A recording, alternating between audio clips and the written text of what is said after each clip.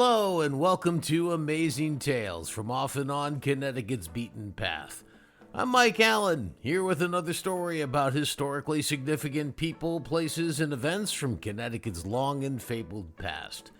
Today on Amazing Tales, in a town that has hosted several famous persons over the years, none really holds quite as much sway as Samuel Clemens, aka Mark Twain. My guest is Brent Colley, who happens to be both an avid historian on Reading and neighboring towns in Fairfield County, as well as the first selectman of the beautiful Litchfield County town of Sharon. He'll share some incredible stories about the last 2 years of Samuel Clemens' life, years he spent in Reading at his Stormfield mansion. And now stay tuned for part 1 of Reading's favorite son, Mark Twain. As this episode is being published on April 21st, 2022, it marks the 112th anniversary to the very day of the death of Samuel Clemens at his glorious mansion Stormfield in rural Reading, Connecticut. Clemens, better known of course to millions as the humorist Mark Twain, lived his last 2 years of life in Reading. In all, the Missouri-born Clemens spent 25% of his lifetime in Connecticut. He had lived in Hartford for 17 years between 1874 and 1891. That's where he wrote some of his more iconic classics, including Huck Finn and The Adventures of Tom Sawyer. Hundreds of historians have reviewed and cataloged Samuel Clemens' life over the years, analyzing literally every aspect of it.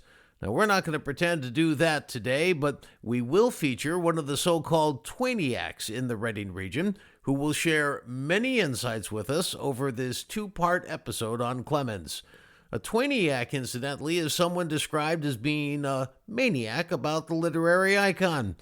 Brent Colley certainly qualifies as a Twainiac, and he wears that badge proudly. The Colleys have spent 5 generations in Reading. Brent's great-great-great-grandfather worked at the now-defunct Gilbert and Bennett wire mill as a blacksmith. Gilbert and Bennett was a thriving industrial presence in Georgetown, Connecticut back in the day. They needed blacksmiths because their technology was so cutting edge that they had to literally forge their own machine equipment for wire weaving. 2 generations later, Brent's grandfather, who served as postmaster of Georgetown, became an avid historian. He led walking tours to interesting locations around Georgetown and Reading. Brent would go with him. Eventually, he became as proficient as his grandfather in recounting the many fascinating tales the area has to divulge, and he tells those stories to this very day. And in one of life's twists of fate, Brent and his wife ended up moving from Reading to Sharon, Connecticut a number of years ago. Well, there he got active in local politics and is now finishing up his 5th term as first selectman. Brent Colley has done a tremendous amount of deep diving into Clemens and his years in Reading in particular. Much of what he has documented is selflessly shared online, and it's well worth tracking down. Long before Clemens got to Reading, however, in fact, at the very start of his literary career, there's a great story, and Brent has it. In a way, it shows you just how far Clemens had to come, and it also shows you that he was human, just like the rest of us. Brent's story is about Clemens' very first published article. It was a great success, except for one small detail. Clemens had been in Hawaii. He had just tried his hand on a couple of different types of careers, none of which worked out. Well, now he was trying his hand at being a travel writer. While he was in Hawaii, a boat called the Hornet caught fire in the Pacific Ocean. Somehow the captain and most of the crew managed to get the damaged ship back to Hawaii safely. Clemens had been feeling under the weather and wanted to return to the mainland, so he decided to catch a ride with the crew back to California in their boats. Along the way, he interviewed the surviving crew members. Well, he realized after hearing their stories that he had a great story. So when he arrived in California, he went to Harper's Magazine, a popular nationwide publication in those days, to get his story published. He explained to them that, yes, he was Samuel Clemens, but he wanted a different name for the byline, a new name he had developed, Mark Twain. Well, in his autobiography, Clemens called his story My Debut as a Literary Person. Here's Brent Colley. He's excited because this is his moment. The article comes out and it's great. Everyone loves it. But the name is like Mark Twain. Well, even the best of us has to start somewhere. There are many aspects to the Clemens story in Reading. For some of you who follow my podcast regularly, you'll know that my very first episode, in fact, featured an in-depth review of the Mark Twain Library.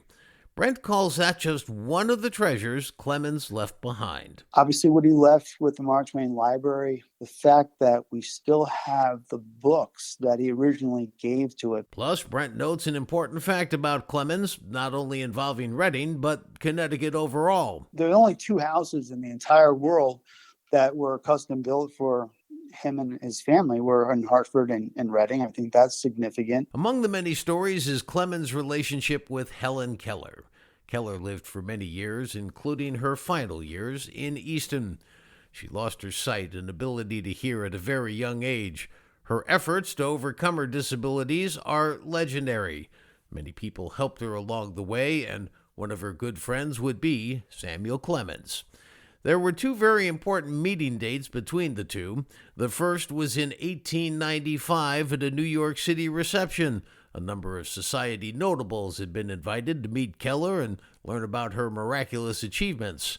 Keller was just 14 years old at that reception, and Clemens was 60. The second meeting was a 3-day stay at Clemens' house in Reading, which took place nearly 15 years later, about a year before Clemens died. Keller was exceptionally bright and uniquely focused. She was aiming to attend Radcliffe, at that time the women's equivalent of Harvard. Keller communicated primarily by tapping out words with her fingers into the hand of her longtime companion and assistant Anne Sullivan, who went with her everywhere. Sullivan could communicate the same way back to Keller. Well, at that New York City reception, guests were told of Keller's amazing achievements and her desire to attend Radcliffe. The hope was that they would raise some funds to help her out. Afterwards, the guests filed out one by one, shaking Keller's hand. If they wanted to say something particular to her, they would tell Sullivan, who would then tap out their message into the palm of Keller's hand.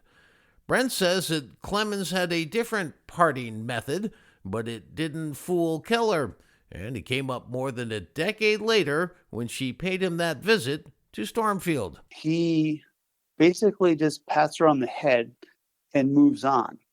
She said, "Oh, thank you so much, Mr. Clemens. Thank you for coming." And he says to her when she comes, like, "How did you know it was me?" And she says, "I could smell you." Because he smoked like 19, 20 cigars a day. Brent says that's how they interacted with each other, having fun and kidding around. Keller liked being treated like a normal person, and that created a special bond between them. Clemens had 2 favorite pastimes, playing the card game Hearts and playing billiards.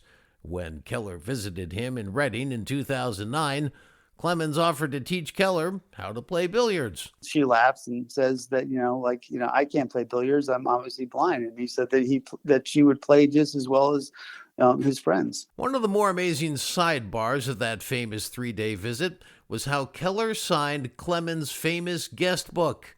Every visitor signed the guest book and usually left some commentary as well. Well, after the death of Clemens' wife Olivia in 2004, he wrote a book called Eve's Diary. It was a satirical recounting in diary fashion of how Adam and Eve met in Eden. The final line read, "An ode to my wife Olivia." In the book, one of Eve's diary entries says that she hopes she dies before Adam because she feels Adam is stronger and could live without her, whereas she could not live without Adam. Well, in the book, Eve captures Adam's response as being, quote, "Wherever she goes, there is Eden." Helen Keller's guest book entry, which is in the archives of the Mark Twain Library in Reading, reads as follows, quote, "I have been in Eden 3 days, and I saw a king. I knew he was a king the minute I touched him, though I had never touched a king before." He gets pretty emotional, and I can see why. Her death was really damaging to him. And for her to recognize that and write that in the guest book was pretty large. Well, people sometimes wonder why Samuel Clemens spent his last 2 years in Reading. After all, he had a grand apartment on Fifth Avenue in southern Manhattan, with guests pouring in all the time to see him. Why opt for the quieter countryside? Well, the answer, says Brent, was Albert Bigelow Paine, the man chosen by Clemens to write his biography. Well, Paine lived in Reading, and not meant as a play on words, it was a pain for him to try to corner Clemens for meaningful time in the city. I think what happened was that Bigelow Paine, living in Reading, wanted him to be focused. And he couldn't do that in the city because obviously, so many people wanted to be around Mark Twain at that moment in time. A large farm became available right next door to Paine, and he suggested that Clemens buy it and build a country house. There, the two of them could spend more uninterrupted time together. Now, for those familiar with the vicinity, the area of Reading in question, where Clemens would establish his roots, was off State Route 53, or Reading Road, up hilly Diamond Hill Road to Mark Twain Lane. Along Mark Twain Lane, there were 3 notable locations, all of which Clemens bought. The first was a house called the Lobster Pot. It was actually an 1800s farmhouse that Clemens gave to his personal secretary, Isabel Lyons. We'll have much more to say about Isabel Lyons in part 2 of this series. The second location on Mark Twain Lane was a large shack just behind the Lobster Pot that Clemens gave to his biographer, Paine. Well, it was supposed to be a getaway location from his house, which was also nearby.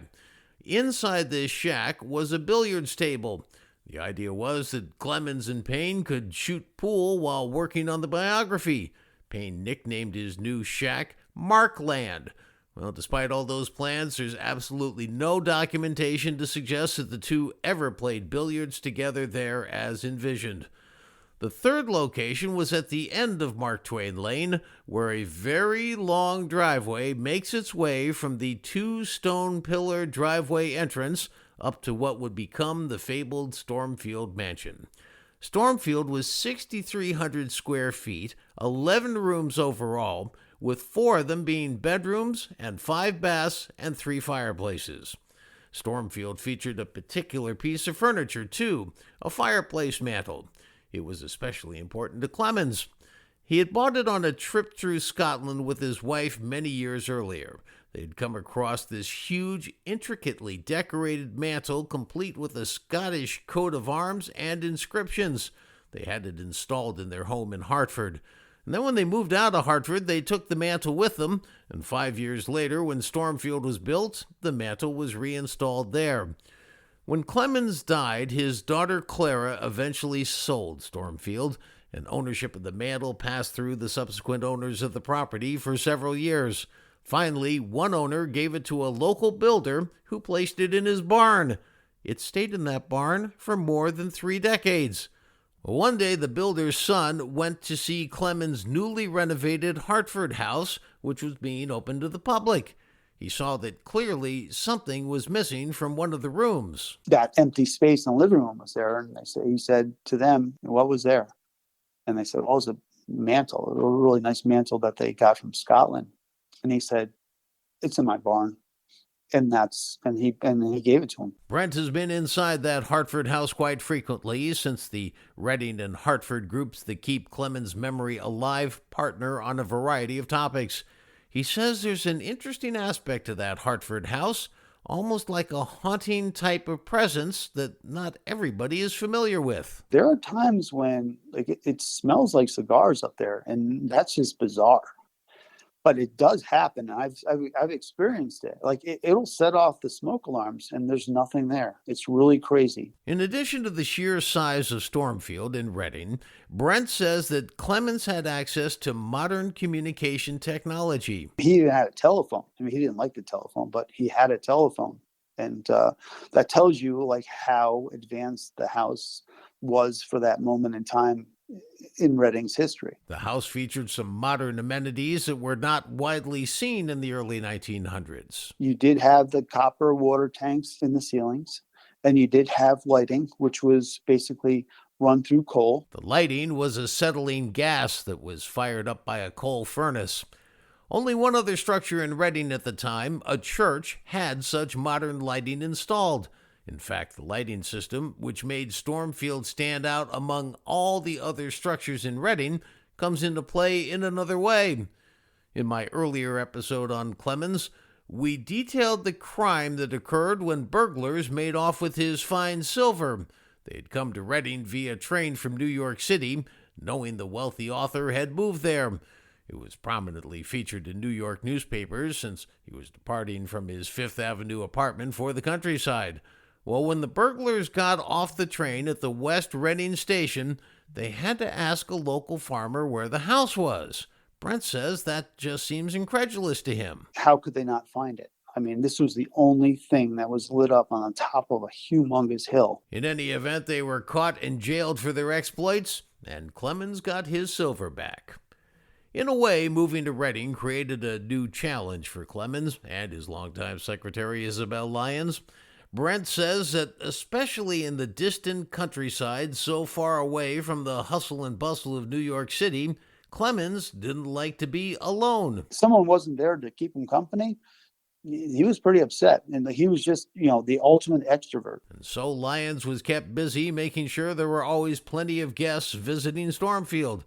One of the events that Lyons and the rest of the house staff had to organize was a great big fundraiser. As we spelled out in the earlier episode, Clemens had decided that Reading needed a library, and he was setting out to make sure that that happened. At different points in his career, Clemens had made some very poor investment decisions and had been deeply in debt. His good friend, philanthropist Henry Rogers, who had made his money in John D. Rockefeller's Standard Oil Company, had bailed Clemens out more than once. Clemens always repaid him. One thing that Clemens always admired about Rogers was that he financed libraries. Brent says that when Clemens decided to pursue the building of a library in Reading, he knew precisely what he was doing. He also understood that the library and the library name would stand the course of time. One of the first things Clemens did was to charge $1 per suitcase to all of the male guests who visited Stormfield. That money went directly to the building fund. Brent says that this was a sure winner in terms of raising money. I think he had 181 guests in the first year that he was there. I mean, he was like keeping a hotel. People would come and go from the train station just constantly. Well, then Clemens decided to hold that massive fundraiser at the mansion, featuring his daughter Clara, an opera singer, and her musician husband. In those days, when cars were brand new and rare, and many people still traveled by horse and buggy, more than 500 people made their way up the large hill where Stormfield was situated. People from all around came to it. I mean, why would you not? I mean, this house is something that you've seen from afar for a long time, and you've always wondered about. Now you have an opportunity to come and actually be in it. Another one of Clemens' good friends who also visited was Joseph Twitchell, minister of the Congregational Church in Hartford. When Clemens and his family lived in Hartford during the height of his writing career, Clemens and Twitchell used to take long walks and discuss the issues of the day as well as theology. In fact, Brent says that Joe Twitchell may have been one of the most important figures in Clemens' life because he was able to convince Olivia Langdon to marry Clemens. Langdon of Elmira, New York, came from a very, very religious family, which didn't exactly describe Clemens in his early days. He was a ruffian to begin with. And so Joe was his opportunity to show her that he was changing his ways. And Brent says it's fascinating to see how the many interconnections that seemed to exist in the Reading area in those days continued to surface. What's really interesting about, like I said, these circles, is that Joe's daughter Harmony married Charles Ives, and they lived within 2 miles of where Mark Twain lived. Ives of Danbury ended up living in the section of Reading that is close to Danbury's southernmost border.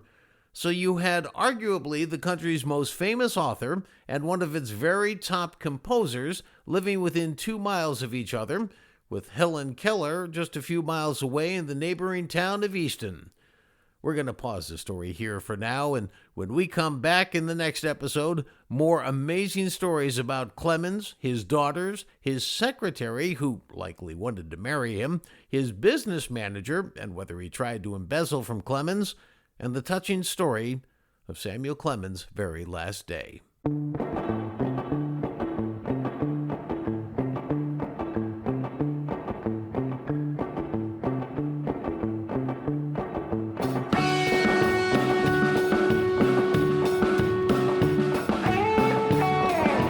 That's it for this episode of Amazing Tales from Off and On Connecticut's Beaten Path, part one of a two-part series on Samuel Clemens, better known as Mark Twain.